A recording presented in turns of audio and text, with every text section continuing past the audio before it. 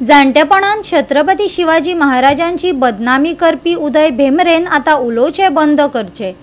कोंकणी दिसाळे वाचत ताणें घरा उग्गी बसचे।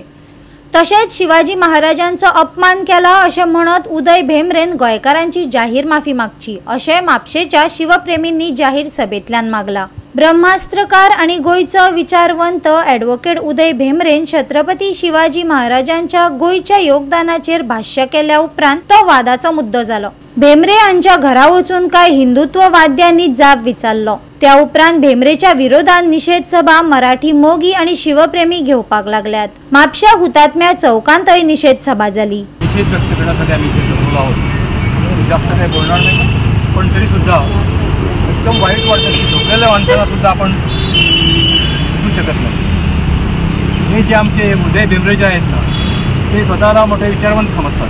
किती वर्ष झाले तुम्हाला? आता 90 वर्ष झाली आहेत तुम्हाला। बसा ना आरामात तरी, कशाला तुम्ही समाजात निर्माण करतात? नको। या वयस्क अशा माणसांना या अशा पब्लिकमध्ये जाहीररित्या असं वक्तव्य करण्यासोबत नाही। तुम्ही स्वतःला मोठे विचारवंत समजतात आणि छत्रपती शिवाजी महाराजांवर तुम्ही टीका करता। त्यांचं एकच वक्तव्य असं आहे की गोव्यात मराठी नाही। छत्रपती शिवाजी महाराजांचं वक्तव्य जर गोव्यात आम्ही सिद्ध केलं की त्यांना वाटतं की गोव्यात मराठी आहे आणि कोकणी गेली आहे। हे असं नाही आहे। आम्हाला कोकणी पण पाहिजे आणि मराठी पण पाहिजे। आम्ही कोकणीच्या विरुद्ध नाही आहोत। आम्ही व्यक्तिगत आम्ही उदय भेंब्रेच्या विरुद्ध नाही, पण उदय भेंब्रेने जे वक्तव्य केलं आहे ना, ते सगळ्या गोवेकरांना असं आमच्या मराठी लोकांना वाईट वाटतं। मी त्यांना एवढंच सांगू इच्छितो की तुम्ही आता आरामात घरी बसा, पेपर वाचा। तुम्ही ब्रह्मास्त्र तुम्ही लिहिलं होतं ना, तर ब्रह्मास्त्र पण गेलं तुमच्या। आता गोव्यात किती घोटापत्र आहे हो, ते भुई भुई काय म्हणतात ते आहे, ते घेऊन वाचून बसायचं, आरामात तुम्ही बसायचं आणि असं जाहीररित्या वक्तव्य करायचं नाही।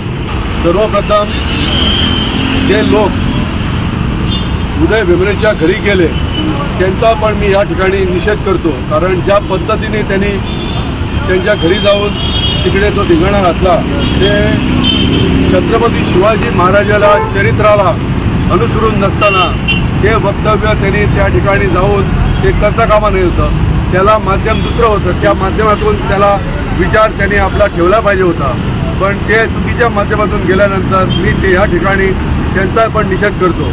छत्रपती शिवाजी महाराज हे संपूर्ण जगाचे आराध्य दैवत आणि हिंदुस्थानाचे आराध्य दैवत प्रत्येकाच्या हृदयामध्ये छत्रपती शिवाजी महाराज आहे। मुद्दामहून ही घटना ते करत आहेत आणि याचा दुसरा अर्थ असा होतो की छत्रपती शिवाजी महाराज हे बहुजन समाजातील असल्या कारणाने बहुजन समाजाबद्दल आकस त्यांच्या हृदयामध्ये आहे की काय, हा प्रश्नचिन्ह या ठिकाणी निर्माण होतो आणि त्या अनुषंगाने त्याने हे वक्तव्य केलं असावं असं होतं। आता लोक म्हणतात त्यांना विचारवंत, जो विचारवंत असतो त्याचा विचार कधी संकुचित असू नये अशी सगळ्यांची धारणा आहे आणि त्या दृष्टीने त्यांनी व्यापक असा विचार त्या ठिकाणी ठेवला पाहिजे होता।